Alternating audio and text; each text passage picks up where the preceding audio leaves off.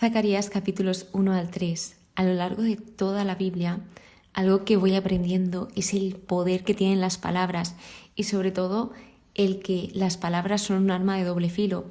Pueden dar vida o quitarla, pueden animarte a hacer muchas cosas como lo que vamos a ver ahora, o también pueden destrozarte y destruirte a ti mismo. Y es algo que Dios remarca. De hecho, Dios envía a personas, en este caso a Zacarías en este libro, para animar al pueblo, para dar esas palabras de ánimo, de consuelo que ellos necesitan en un momento tan difícil. Ellos estaban en el proceso de la reconstrucción de un templo que hace muchos años atrás destruyeron los enemigos de Israel. Pero lo que sucedió fue que regresaron del exilio y empezaron a tener pensamientos, por ejemplo, como que en el exilio estaban mejor, como que se empezaban a arrepentir de la decisión de volver a su tierra.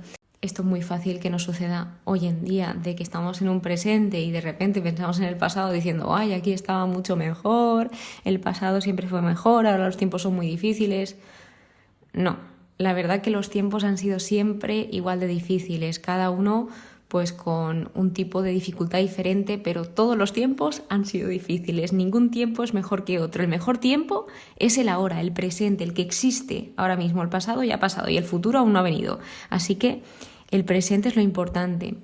Y algo a destacar es que hoy en día, rodeados de tanto odio, tantas palabras de odio, tanto etiquetar a la gente, señalar a la gente por lo que es, por lo que hace, necesitamos esas palabras de consuelo, esas palabras de ánimo, porque muchas veces no nos damos cuenta de lo valiosos que somos. ¿Qué efecto tienen estas palabras de ánimo en nosotros?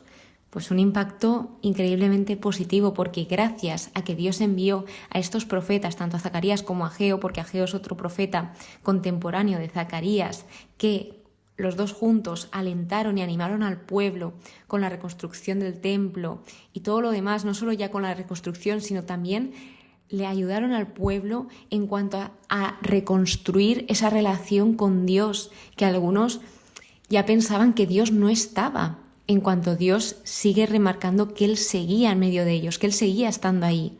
Estas palabras de ánimo, de consuelo, lo que hicieron es movilizar al pueblo y hacer que acabasen esa reconstrucción, que fuesen con ánimo, les levantaron todo el ánimo, donde lo tenían ya muy, pero que muy caído. De hecho, en el primer capítulo indicaba en un versículo: Yahvé respondió al ángel que hablaba conmigo palabras buenas, palabras de consuelo.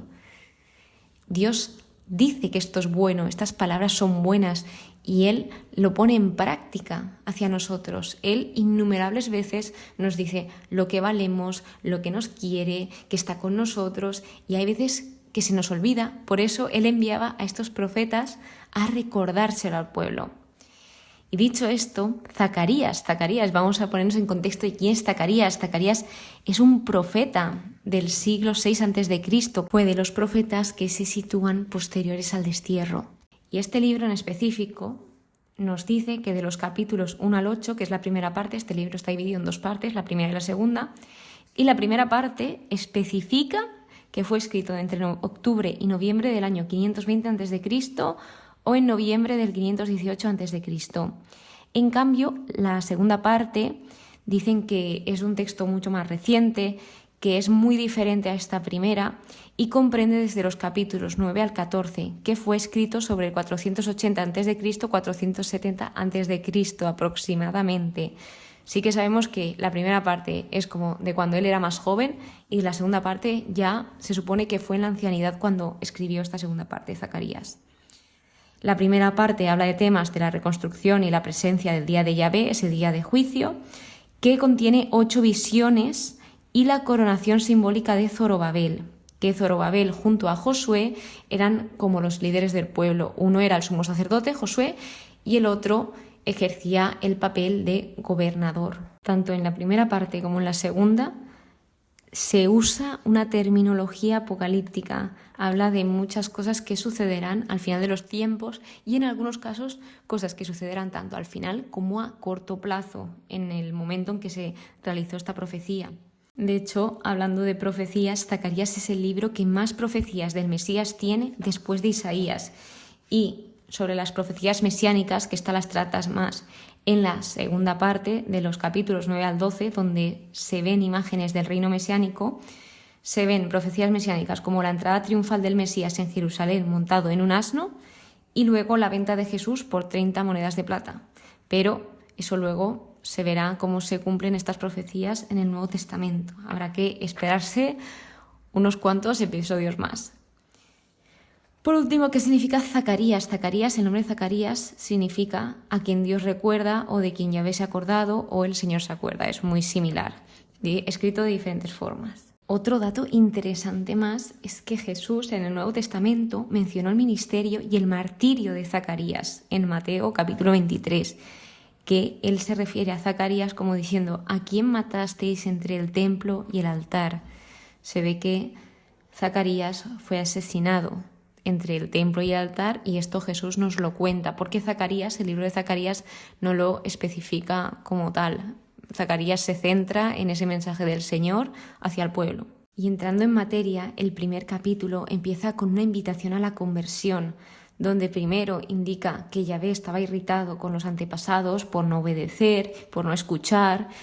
Dice que sucedió, que ellos fueron advertidos, pero rechazaron y se rebelaron contra Dios. Entonces lo que hace es darles una oportunidad e intentar que ellos no caigan en el mismo error que cayeron sus antepasados. Y les dijo: volveos a mí y yo me volveré a vosotros.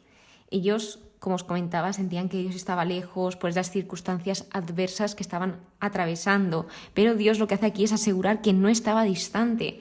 Dios demuestra que Él estaba ahí con ellos, y lo que hace es impulsarnos e invitarnos a elegirlo y a volvernos a Él, con total libertad, siempre que nosotros queramos, y en este caso que el pueblo quisiese. Y esto de que fueron advertidos y por qué se les juzgó a sus antepasados fueron por sus malas conductas y por sus malas obras. Dios es justo y Dios hace justicia. A nosotros no nos gusta que se cometan injusticias, pues a Dios menos aún, cuando Él remarca toda esa justicia que Él hace y que Él quiere que se haga, y nos invita a nosotros también a ser justos. Cuando se convirtieron, estas personas reconocieron que Dios les había tratado como había decidido, según su conducta y sus obras. Esto eran palabras textuales del pueblo. ¿Qué aprendemos de aquí? Que no hace falta que nos sucedan las cosas para que aprendamos, que hay algunas que es inevitable que nos tenga que pasar porque somos muy cabezones o porque nos tiene que pasar para aprender, pero otras se nos advierten porque le han pasado a otros para evitar que nos sucedan a nosotros, y de nosotros depende si escuchar o no escuchar, o decir, bueno, yo prefiero estamparme y aprender ahí. Dios nos dio la libertad y somos libres de elegir lo que nosotros queramos. Ahora es donde entramos en las visiones, que las visiones para mí es algo de lo más complejo de explicar en la Biblia. Cada vez que aparece un profeta con visiones, a mí me cuesta la vida y más explicarlo, pero siempre lo intento lo mejor que puedo. Así que bien, la primera visión es la visión de los jinetes, donde había un hombre y un ángel que llega a ser la misma persona, que dicen que este ángel de Yahvé era Jesús, y luego hay unos caballos, que dice que estos son los que ha enviado Yahvé a recorrer la tierra, y cuando los envía a recorrer la tierra, ven que toda la tierra vive en paz. Vemos también una serie de preguntas de Zacarías hacia el ángel, hacia Yahvé, y este ángel pregunta a Yahvé, y se ve ese diálogo, y muestra la importancia de hacernos preguntas y de hacer preguntas a los demás. Además de ser sincero, de si no entiendo algo voy a preguntar, que es lo que estaba haciendo Zacarías. Oye, ¿esto qué es? Esto no lo entiendo. ¿Qué está sucediendo en esta visión? Y el ángel le contestaba. Es también en nuestra relación con Dios. Cuando no entendamos algo, podemos preguntar a Dios. Oye, Señor, ¿qué quiere decir esto? ¿O qué significa esta cosa que me ha pasado? O la otra cosa. Siempre podemos preguntar, pero generalmente se nos olvida preguntar, no sé por qué, lo tenemos muy fácil y se nos olvida siempre preguntar al Señor. Luego, siento celos terribles, me siento sobremanera encolerizado. Esto habla contra las naciones que se sentían seguras y cuando vieron a Dios un poco encolerizado contribuyeron al mal. A ver, esto la verdad que lo entendí, pero luego en el estudio indicaba otra cosa, y es que cuando estos caballos recorren toda la tierra, se dan cuenta de que toda vivía en paz. Y a Dios esto le frustró porque su pueblo estaba siendo oprimido y los demás no hacían nada para ayudarlos. O sea, todos estaban en paz mientras otros estaban saliendo perjudicados. Esto es lo que me dio a entender el estudio. Pero aquí lo que entiendo es que cuando el Señor no estaba enfadado, contribuyeron al mal. Es decir, como que se sentían seguras porque como Dios de momento les estaba dando bendiciones y no había ningún momento difícil ni estaba permitiendo nada de complicación ni un momento de prueba, pues ellos estaban tan panchos sin preocuparse de nada. Pero bueno, no está claro. Ahí os comento mis dudas como siempre. Para eso es este podcast. Para dudas, aprender, rectificar, equivocarse, todo. Y lo que se refería a esta frase, según el estudio, es al corazón de compasión que tiene Dios y a la preocupación hacia su pueblo. Y en cuanto hablaba de celos, lo que decía el estudio es que la palabra celos no eran celos como los humanos, sino que en este contexto y el significado hebreo de esta traducción era volverse intensamente rojo, como de eso, de preocupación, de compasión, etc. Por último, en cada visión se ve cómo acaba con una promesa. Y dice el Señor: me vuelvo con piedad hacia Jerusalén, será reedificado mi templo, cordel de medir será aplicado, aún han de rebosar mis ciudades de bienes, aún consolará Yahvé a Sión y aún elegirá a Jerusalén. Esta es una promesa de restauración donde 4 años después de esta profecía el templo es reconstruido. Y esta promesa de restauración, por supuesto, que fue reconfortante para el pueblo de Dios, para dar esos ánimos y seguir hacia adelante. Ahí las palabras de consuelo y de ánimo, todo el poder que tienen. El segundo capítulo es la segunda visión, y la tercera también, que la segunda son los cuernos y los herreros. Hay 4 cuernos que estos lo que hacen es representar esas naciones que dispersaron a Judá, a Israel y a Jerusalén, es decir, al pueblo de Dios. Y luego aparecen 4 herreros que vienen a abatir los cuernos, que estos herreros son símbolos de potencias angélicas. Y lo que hace aquí es prometer, el Señor promete quebrantar el poder de aquellos que usaron su poder contra el pueblo de Dios. Otra curiosidad aquí es que el número 4, según las anotaciones que tiene mi Biblia, significa universalidad. La tercera visión, el medidor, donde aquí aparece un hombre con un cordel de medir que está midiendo Jerusalén para asegurarse de que era suficientemente grande, porque el Señor lo que dice es: Jerusalén será habitada como ciudad abierta y seré para ella muralla de fuego en torno y gloria dentro de ella. Lo que quiere decir es que el Señor, o el ángel de Yahvé, estaba midiendo la ciudad porque iba a venir muchísimas naciones de fuera a habitar en Jerusalén. Esto es cumplido a corto plazo bajo el liderazgo de Esdras y Nehemías, que leímos hace mucho tiempo y estudiamos esos libros, que los tenéis disponibles para escuchar por si os interesa saber quiénes fueron Esdras y Nehemías. Fueron 2 personas tremendas, entregadas al Señor, que se encargaron de también animar al pueblo y llevar hacia adelante toda esa obra de Dios. Y luego también esta visión tiene un cumplimiento final bajo el reinado del Mesías. Más tarde se hacen llamadas a los desterrados porque hay personas que se quedaron en Babilonia pensando que era un lugar mejor, sintiéndose cómodos, conformándose con lo que tenían, diciendo, bueno, pues aquí más o menos estamos bien, ¿para qué nos vamos a volver a Jerusalén si aquí ya nos hemos montado la vida? Y lo que están haciendo es negarse a soportar el desafío de edificar una obra de Dios. Y lo que el Señor les dice es: huid de ahí, salvaros. Y remarca después de esto: el que os toca a vosotros toca a la niña de mis ojos. Aquí habla de ese amor que Dios tiene por todos y cada uno de nosotros, de esa protección que brinda a su pueblo y de esa preocupación que tiene por su pueblo, porque quiere que su pueblo esté bien, que nosotros estemos bien. Y la niña de mis ojos, en la Biblia específicamente, significa algo preciado, algo que podía ser lastimado con facilidad y que necesitaba protección. Y así somos nosotros, nosotros somos muy frágiles. Hasta el chico que más fuerte se pone en el gimnasio también es débil, también es frágil. Somos humanos, somos personas, nos equivocamos, fallamos, nos levantamos, pero somos frágiles. Entonces el Señor aquí habla de esa protección que nos da, de que quien nos toque a nosotros, que está tocando a la niña de sus ojos, y que Él pues no va a dejar que la cosa se quede así, sino que nos va a defender siempre, como hizo con su pueblo aquí. Grita de gozo y alborozo, Sión capital, pues vengo a morar dentro de ti. Serán un pueblo para mí, y yo moraré en medio de ti. Sabrás que así Yahvé Sebaot me ha enviado a ti, y elegirá de nuevo a Jerusalén. Estas ideas se repiten, que Dios estará en medio del pueblo y que se elegirá de nuevo a Jerusalén. Babilonia, en la Biblia, ojo a este dato, que no lo sabía hasta que he llegado a este punto, se está usando como una idea, al igual que Jerusalén. Babilonia se usa como idea de ciudad del mundo, y literal también se usa como nación, Babilonia, y Jerusalén se está usando como una idea de ciudad de Dios. Entonces, lo que hace aquí también es distinguirlas. Por último, el capítulo 3 es la cuarta visión de las vestiduras de Josué. Llegamos a la mitad de las visiones, hay 8 visiones, en este capítulo nos quedamos hasta la cuarta, y lo que hace aquí es estar Josué ante el ángel de Yahvé, y a su derecha está el Satán para acusarle, que Satán significa adversario, oponente, también he escuchado acusador, y lo que hace es señalarlo todo el rato a Josué, porque él iba con unas ropas sucias, que, según he visto en el estudio, estas ropas sucias que llevaba Josué estaban representando el pecado, y era como lo peor de lo peor. Y lo que hace el Señor es primero callar al Satán, diciéndole: Yahvé te reprima, Satán, reprímate Yahvé, el que ha elegido a Jerusalén. Que esto justamente lo usó el arcángel Miguel para luchar contra Satanás.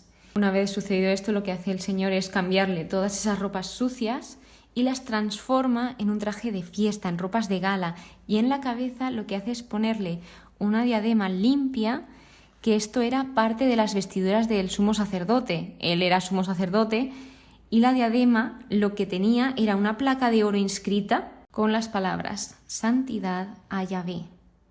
Tras esto le dice: mira, he pasado por alto tu culpa, y le advierte. Él fue alentado de la misma manera que el primer Josué, de los primeros libros, después de acabar el Pentateuco, los 5 primeros libros de la Biblia, aparece el libro de Josué, el primero de los libros históricos. Pues a este Josué también le advirtió y le dice en este caso: si actúas según mis normas y guardas mis mandamientos, estarás al frente de mi templo y guardarás mis atrios. Yo dejaré que te acerques con estos que están aquí. Lo que está haciendo es prometerle un acceso privilegiado a la presencia de Dios. Tras esta visión nos habla de la venida del germen, que empieza diciendo: escucha, Josué y tus compañeros. Ojo, Dios nos llama por nuestro nombre, por lo que somos, sabe quiénes somos. Él se está dirigiendo en todo momento a las personas a las que habla por su nombre. He decidido traer a mi siervo Germen, que en otras Biblias también se traduce como el renuevo, que este es el Mesías. Y Germen está asociado con la fecundidad y la vida. Habla de una única piedra que tiene 7 ojos y dice: yo mismo grabaré su inscripción y quitaré la culpa de esta tierra en un solo día. Cuando leí esto, a mí me recordó cuando Jesús muere por nosotros en la cruz, que gracias a que Jesús se entrega por todos nosotros, por ti también, no pienses que por ti no, por ti también, por toda la humanidad, Él lo hizo para quitar nuestra culpa, murió por nuestros pecados. Entonces, una cosa interesante aquí es que los 7 ojos que habla Yahvé, que lo vuelve a remarcar luego, simbolizan perfección y plenitud del conocimiento y sabiduría, en este caso del Mesías. Los 7 ojos representaban conocimiento porque aprendemos más a través de nuestros ojos que de cualquier otra manera. Y esto viene de un pensamiento del mundo antiguo, que nosotros, a raíz de observar, aprendemos muchísimo más, y realmente los ojos son la fuente del conocimiento por esta razón. Así que con esto concluimos estos primeros 3 capítulos del libro de Zacarías. La verdad que es muchísimo. Iba a dividir este libro en 2 capítulos solo, primera parte y segunda parte, pero digo, es que como lo intenté resumir, esto es imposible. Te dejas millones de cosas que, a pesar de también grabar 3 capítulos, te sigues dejando cosas. Pero digo, vamos a hacerlo como todos los anteriores, y así mejor, y explicamos las cosas con más detenimiento, porque aquí hay muchos símbolos, hay muchas cosas interesantes, curiosidades que no están puestas directamente en la Biblia. Entonces a mí me gusta, pues eso que aprendo, compartirlo con vosotros, porque ese es uno de los grandes propósitos del podcast, todo aquello que a mí me ayuda a aprender, a crecer como persona, compartirlo a través de esta herramienta. Así que bueno, espero que sobre todo hayas aprendido esa importancia de las palabras de ánimo, mucho ánimo ahora mismo para ti, en el momento en que te encuentres, para aquello que estés haciendo. Y nada, espero que te haya gustado, que hayas aprendido y te veo en el siguiente episodio. Muchísimas gracias por estar aquí, muchísimas gracias de corazón. Espero que pases muy, pero que muy buen día y que Dios te bendiga.